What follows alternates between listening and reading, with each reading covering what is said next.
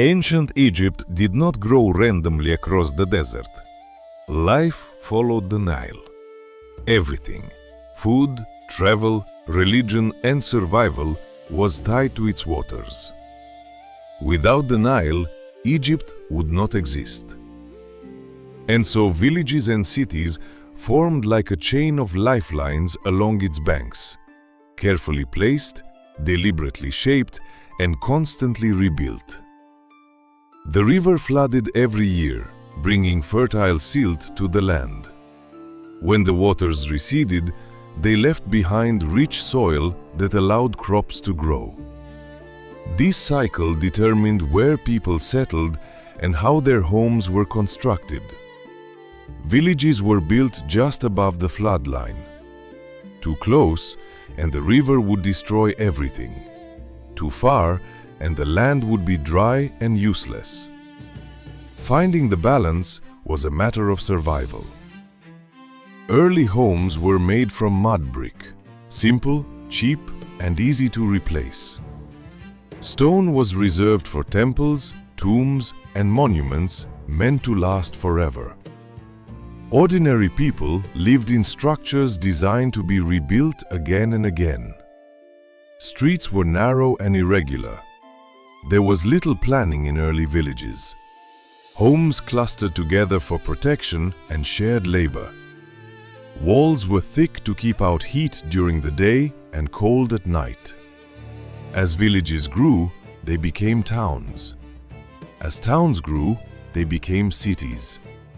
And with size came control. Cities near the Nile were not only residential spaces. They were centers of administration, religion, and trade.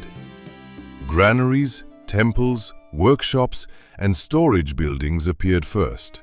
Homes followed. The state controlled urban development. Officials decided where canals were dug, where grain was stored, and where workers lived. The layout of a city reflected hierarchy. Temples dominated the skyline. They were built on higher ground, visible from far away. Nearby lived priests, scribes, and officials. Farther away lived craftsmen, laborers, and the poor. Water management defined everything. Canals were dug to guide floodwaters into fields and reservoirs. Dikes and embankments protected settlements. Failure to maintain them meant destruction. This work required constant labor. Villagers were summoned to repair canals and strengthen banks every year. Refusal was not an option. Trade routes followed the river. Boats moved stone, grain, and people up and down the Nile. Cities became hubs of exchange, drawing goods from Nubia, the Levant, and beyond. Markets formed near docks. Stalls sold food, pottery, tools, and textiles. But commerce was regulated. Prices, weights, and measures were controlled by officials. Despite growth, life remained fragile. Floods could fail. Disease could spread through crowded streets.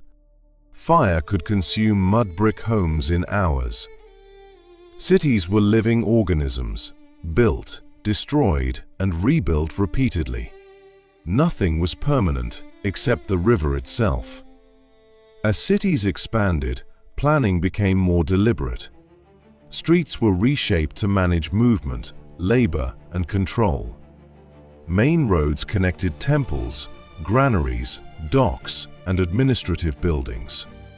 Smaller alleys led to residential quarters, where daily life unfolded in tight, crowded spaces. Neighborhoods often formed around professions. Potters lived near clay sources. Metal workers stayed close to furnaces and workshops. Fishermen settled near docks and canals. This organization reduced transport but concentrated noise, smoke, and waste. The smell of cities was unavoidable. Rotting fish, animal waste, smoke from fires, and stagnant water filled the air. Drainage systems were primitive or non-existent. During hot seasons, disease spread quickly. Public spaces were limited. Courtyards and temple grounds served as gathering places. Here, announcements were made, rituals performed, and punishments displayed. The city was not designed for comfort, it was designed for function and authority. City walls were rare in early periods, but became more common over time. They protected against raids, unrest, and symbolic threats. Walls also marked boundaries of control. Inside was order, outside was uncertainty. Housing reflected status clearly. The poor lived in one- or two-room mud brick homes. Roofs were flat and often used for sleeping during hot nights. Furniture was minimal. Light came through doorways or small openings. The elite lived in larger homes with courtyards, storage rooms, and gardens. Their houses were cleaner, cooler, and safer. But even these homes depended on the Nile's stability. The river dictated expansion. When flood patterns shifted, cities adapted or declined. Some settlements were abandoned entirely when water access failed. Others rose when new canals were dug. Canal construction was one of the most important urban projects. It required mass labor, coordination, and constant maintenance. Neglect meant starvation. Flood mismanagement meant destruction. Labor was enforced through obligation. Villagers and city dwellers alike were called to work on public projects. This corvée labor shaped the city as much as architecture did. Religion justified the system. The Nile was seen as divine. Floods were blessings, droughts were punishment. Human planning and divine will were inseparable. Temples stored grain, redistributed food, and controlled wealth. They acted as both spiritual and economic centers. Cities grew around them not by chance, but by design. At night, cities changed. Fires dimmed, streets grew quiet. Guards patrolled key areas. Crime existed, but punishment was harsh and public. Life in Nile cities required constant adaptation. Floods erased boundaries. Rebuilding was expected. Nothing except stone temples was meant to last forever. Over time, living beside the Nile shaped not only cities, but the mindset of those who lived within them. People learned that permanence was an illusion. Homes would crack, walls would dissolve. Streets would vanish beneath mud and water. Rebuilding was not a disaster, it was expected. Mud brick architecture reflected this reality. Houses were designed to be repaired, patched, or completely rebuilt after floods. Layers of old settlements accumulated beneath new ones, creating rising ground over generations. Cities slowly lifted themselves above the river through repeated destruction and renewal. This constant rebuilding required discipline. Communities worked together, sharing labor and resources. Individual ownership mattered less than collective survival. The city was a living system, not a fixed structure. Expansion followed opportunity. When canals extended, neighborhoods followed. When trade increased, docks expanded. When temples grew richer, cities reshaped themselves around sacred space. Yet growth came with tension. Crowding intensified competition for water, food, and space. Disputes over boundaries and access were common. Authority intervened, enforcing order through law, ritual, and force. Scribes recorded everything: who lived where, who worked where, who owed labor. The city was mapped not just physically, but administratively. Strangers arriving by river were watched carefully. Merchants, migrants, and laborers entered cities daily. Some stayed. Others were absorbed into the workforce.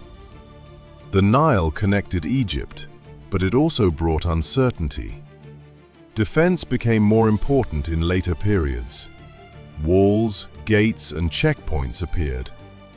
Cities transformed from open river communities into controlled spaces.